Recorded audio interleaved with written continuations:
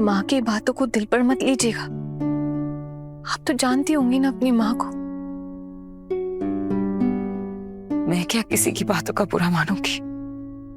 इतनी हैसियत है क्या मेरी? मैं बिल्कुल मामूली इंसान हूँ। इस तरह सोचने से नहीं चलेगा दीदी भाई। आपको ना अपना सर ऊंचा रखकर अपने आत्मसम्मान के साथ जीना होगा। मेरा आत्मसम्मान है क्या? क्यों? हर एक इंसान का एक आत्मसम्मान होता है, और अगर नहीं है तो तैयार किया जाता है। याद रखिएगा दीदी भाई, जब तक सांस है तब तक आस है। और फिर हम लोग किस लिए एक साथ? हाँ, हम भी तो है ना आपके साथ। आप भी तो हमारी तरह एक औरत है। और पता है, अच्छा ही हुआ कि आप यहाँ आ गई। अब हमारी टीम में एक नई महिला मेंबर आ गई। महिला मेंबर? हाँ, महिला मेंबर।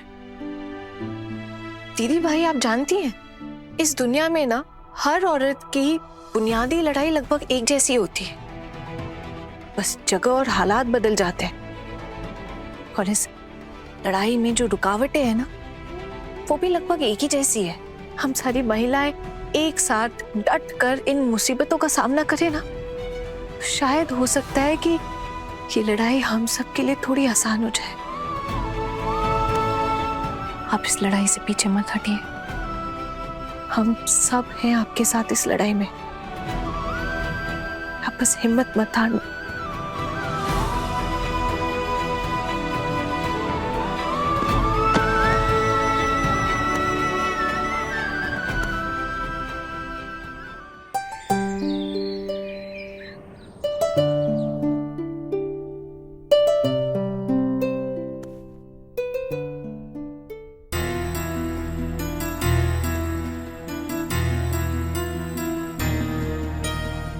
भाभी,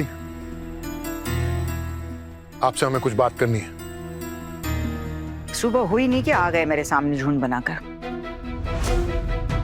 क्या है देवर जी, क्या बात है? इस तरह घर के नियमों का सत्यानाश हो रहा है, ये देखकर चुपचाप तो नहीं बैठ सकते ना हम। हाँ हाँ, पता है। आप तो यही कहोगे ना कि आपने तो हमें ये घर छोड़कर चले जाने के लिए कह दिया है। लेकिन आपको बता दूं, दादा ने हमें रोक लिया है। और छोटी भाभी भी नहीं चाहती कि हम यहाँ से जाएं। जो भी है भाभी, कुछ बातें हैं जो मैं आपको साफ साफ बता देना चाहती हूँ भाभी।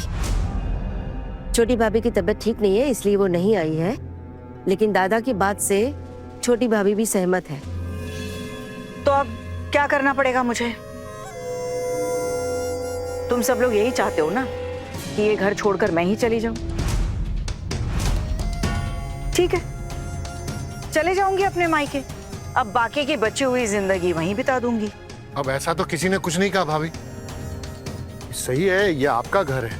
आप अपना घर छोड़कर क्यों अपने मायके जाएंगी? आप क्या बोलती हैं भाभी, क्या मतलब है इसका? आप सबको तो यही लगता है ना देवर जी कि मैं अपनी बहुओं को कुछ ज्यादा ही ढील दे रही हूँ, लेकिन ऐसा बिल्कुल भी नहीं है। अब देखिए, मिली के मामले में तो मैंने इजाजत नहीं दी थी, लेकिन किसी ने मेरी सुनी ही नहीं। मैंने तो अपनी बेटी के साथ अभी तक ढंग से बात तक नहीं की है। अब भले ही उसके साथ बात न करती हो, लेकिन ये बात तो सच है ना कि ये लड़की इस घर में डेरा डालकर बैठ गई है, यही खा पी रही है। ये बात तो सच है ना? इससे आपको क्या दिक्कत हो रही है? आपके पैसे का तो नहीं खा पी रही है ना ये? जुबान संभाल कर। तुम शायद ये भूल रही हो कि इस घर खर्च में ना हम भी कंट्रीब्यूट करते हैं। हमारे खर्चे पे जी रही है वो यहाँ पर। अरे पोल्टू, सिर्फ तू ही नहीं, मैं भी इस घर में हर महीने खर्चा देता हूँ, पैसे देता हूँ। अगर इस घर की किसी और बेटी के साथ कुछ भी परेशानी हुई होती ना, तो मैं उसके साथ खड़ा होता। मुझे कोई दिक्कत नहीं थी, कोई परेशानी नहीं थी। लेकिन ये लड़की हमारे मुंह पर कालिक पोत कर चली गई दूसरे घर को। उस खानदान में इसने शादी की जिस खानदान में हम इसका रिश्ता कभी तय नहीं करते। और आज ये लड़की, बेशरम लड़की, हमारे घर पे मुंह उठाकर चली आई वापस। हम इसका बोझा ढोएंगे, अपनी मेहनत की कमाई इसके ऊपर खर्चा करेंगे? कभी नहीं, मुझे बिल्कुल मंजूर नहीं है ये।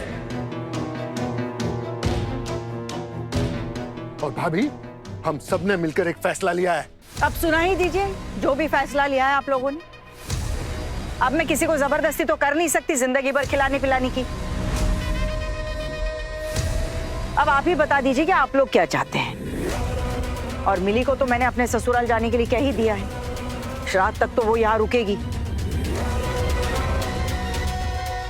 नहीं माँ, दीदी भाई यहीं रहेंगी। इनके ससुराल वाले कैसे ये तो मैं आपको पहले ही बता चुकी हूँ ना। अगर दीदी भाई वहां जाती भी हैं तो सिर्फ कुछ दिन के लिए जाएंगी। हाँ ना, फिर शुरू हो गए। क्या जरूरत है आपको इसमें बोलने की? मुझे तो आपका समझ ही नहीं आता कि आपकी प्रॉब्लम क्या है। घर में इतने लोग हैं लेकिन आप ही को क्यों टांग अड़ानी होती है हर बात पे? आपको क्या लगता है आप माँ से ज्यादा सगी हैं दीदी भाई की? आपको पता है क्या, माँ बनना ना सबसे बड़ा झमेला है। और आप तो अपनी माँ को अभी तक ठीक से जान भी नहीं पाए, इसलिए बार बार उनके हालात को नजरअंदाज करते रहते हैं आप लोग। इस घर में ना माँ न अपने बेटों पर भरोसा कर सकती है ना ही परिवार वालों पर। फिर माँ जाके अपना दुख कैसे बताए? और दीदी भाई ना कोई नौकरी करती है जिसकी वजह से वो अपना खर्चा खुद चला सके।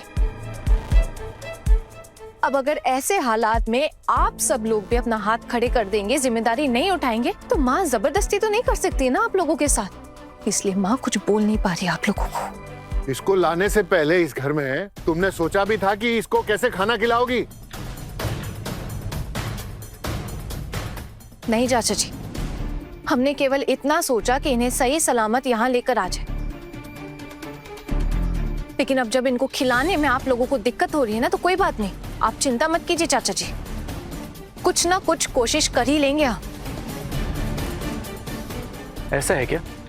ठीक है, कोशिश करके देख लो। पोल्टो दादा, आप तो मुझे चैलेंज गलती से भी मत कीजिएगा, क्योंकि आप अच्छी तरह से जानते हैं अगर मैंने एक बार ठान लिए ना तो वो काम पूरा किए बिना मैं दम नहीं लेती हूँ।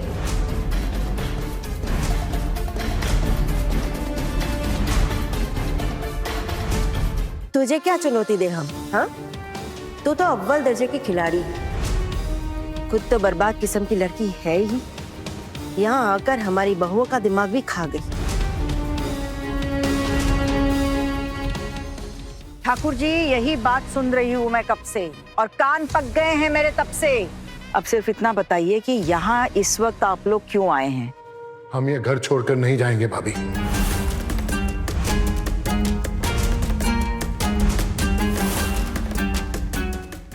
बड़े घर की छोटी बहू शाम 9:30 दंगल टीवी पर।